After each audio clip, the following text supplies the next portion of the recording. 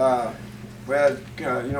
just got done with the team down there, and we've talked all week about our motivation for this game, which we obviously put a lot of it on the 21 seniors that were out there and wanted to finish strong, and thought we had a chance to play our best ball game 12, and all three sides of the ball. I think we did that. So excited about the way we finished. And excited that a lot of they had a tremendous amount of fun out there. So glad that they went out on top, and obviously looking forward to the bowl game. The season's not over. We will switch gears at this point. Got 7 coaches going out recruiting tomorrow. We'll be gone for 5 or 6 days recruiting. Guys need to finish school. They got 1 week of school after the finals after that, so a couple weeks of recruiting, and then we will kind of start preparing for whoever the bowl opponent's going to be. So then I'll take some questions. Coach, what were your impressions of what obviously was a very important victory, assuring West Virginia of a winning season? Well, we've been, in my opinion, I know your opinion probably differs, but in my opinion, we've been playing pretty good football for the last 4 or 5 weeks. That after the bye week, when we didn't play good at Texas Tech, we didn't play good at Kansas State. We had an off week. Since then, I felt like we've been playing good football. And, a couple of tough losses, but then these guys didn't quit, and they wanted to finish the year strong. A very tough victory last week at Iowa State, and then coming here and finishing a game, played really well. I felt like on all 3 sides of the ball, so we did want to finish strong.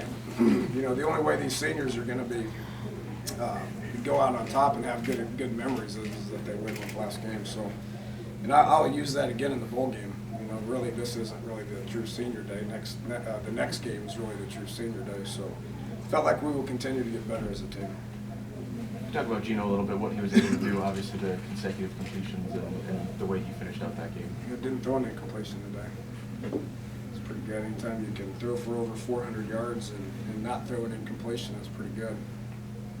I know technically the one incompletion was an interception, but he didn't have the ball hit the ground all day, which is pretty impressive. He played well, and he's had, he took a lot of the fault in his eyes and across the country and media and all the rest of it.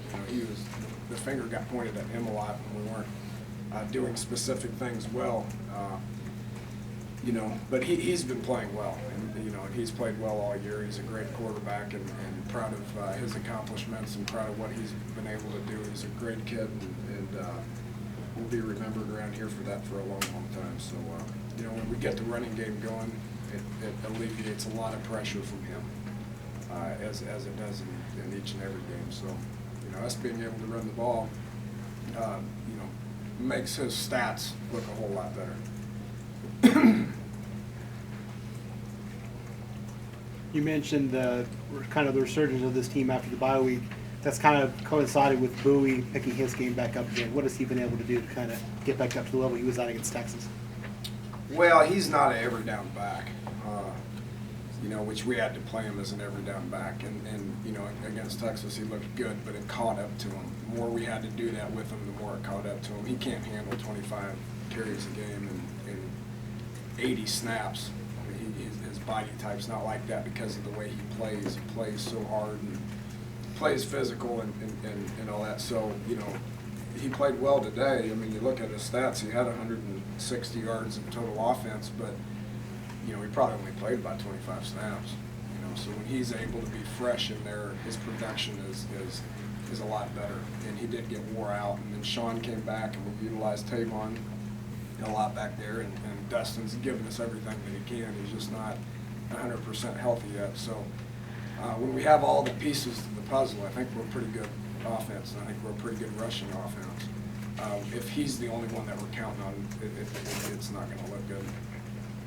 Coach, do you think that Gino and Tavon will factor into the Heisman race, and would you be disappointed if they're not, for the program or for them? Well, yeah, you know, I mean, I don't have to be, the Heisman's a whole nother animal. I mean, that are they capable of it? Yes. I mean, is Geno as good of a quarterback as there is out there? Absolutely. Is Tavon as dynamic of a player as there is in college football? Yes, he is. Is Stedman is dynamic at the receiver spot as anybody out there? Absolutely. When you're 7-5, you're not going to get those. You're not going to get that. You know, what Tavon did against Oklahoma, I've been very vocal with this. What he did against Oklahoma is the single greatest performance I've ever seen, ever. But we lost, so he doesn't get the notoriety that he deserves.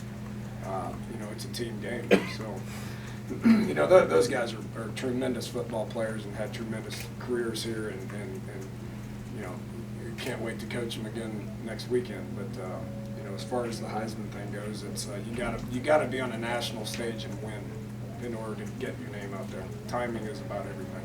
Having said that, that is true, but in your eyes, do you think it should be that way, or should it just be the best player in the country? Well,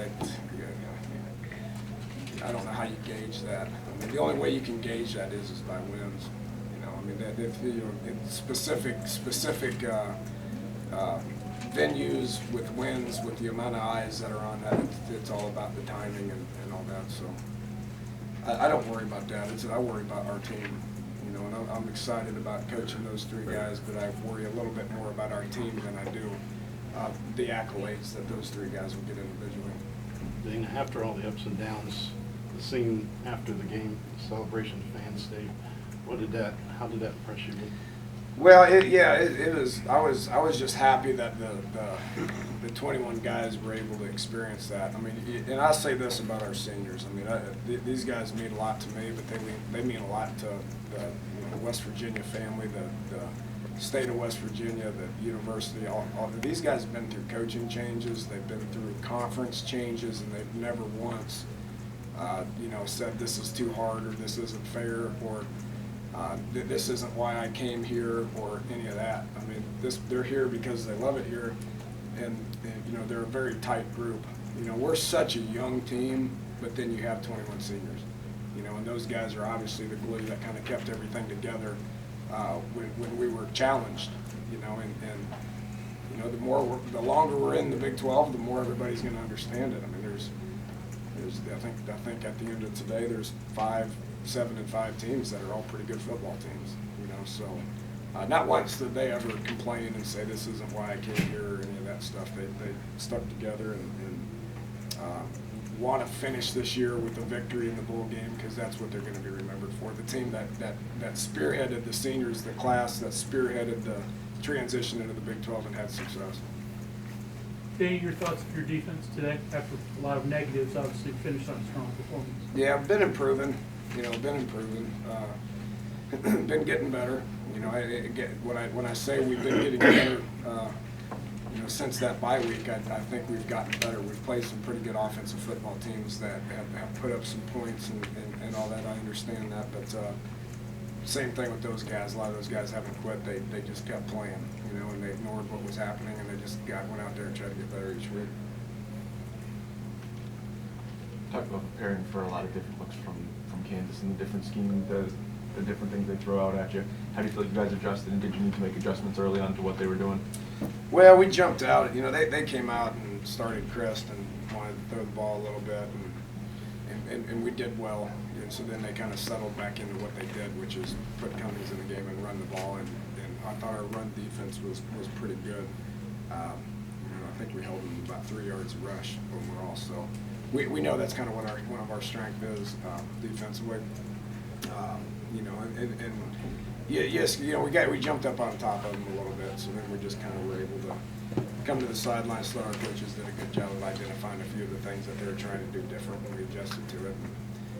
And one of the things we talked about all work was being alert to that, be alert to what their different schemes were going to be, and get out there and make some adjustments and play. Dan, you knew last year after winning the league where you were going to go bowl-wise. This year there's a couple other options. How do you view that? Going to tomorrow. Well, what's going to happen bowl-wise? Yeah, there's not much we can do about it. I mean, I know there's a pecking order, and the Bulls can pick who they want to. I would think, you know, when the specific Bulls have an opportunity to pick, I mean, a lot of the teams' records are going to be the same. Now, you know, some we won head-to-head matchups, some they won head-to-head matchups. I would think that there would be a whole lot of Bulls out there that would want the Mountaineers to come play at their bowl for a number of reasons. There's, you know, we have some star power, obviously. You know, we have a fan base that will travel. So I think we're very, you know, we're very marketable, and I would think that there would be a whole bunch of Bulls that would want us in their game. So, all the Bulls are fun. Each and every one of them is fun. The ones that are in the Big 12, I've been to almost every one of them, and they're all fun. They're all good. Their venues are good. The accommodations are good, so we'll be happy to go about anywhere. Dana, when things were going bad, you mentioned that Gino was taking way too much on himself, and you apparently must have sat down and had some chats with him. What did you tell him, and how did you kind of maybe rescue his season or from going bad? Well, I didn't rescue anything. I mean, he's a good player, you know, and he just needs to understand that he can only control the things that he's responsible for, you know, and he just kept playing, you know, and was proud of how he did that.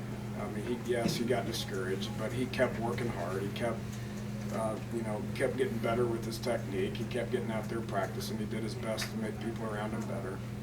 There were some things that he couldn't control from a run game standpoint and a defensive standpoint that put us behind the, you know, put us in the loss category a couple of times. But he didn't worry about all that. I mean, yes, he did blame himself, but he still came to work and tried his very hardest that he possibly could. And that shows what his character and what kind of a kid he is. He's going to play football for a long time. Would a team be wrong if they picked him with the first pick of the NFL draft? No, Gino's going to play for a long, long time. I mean, he's got everything that you can ask for in a kid. He's got everything that you can ask for in a skill set. I don't care what offense you're going to run. He will play for somebody for a long, long time. Okay, thanks, Coach. All right, appreciate it, guys.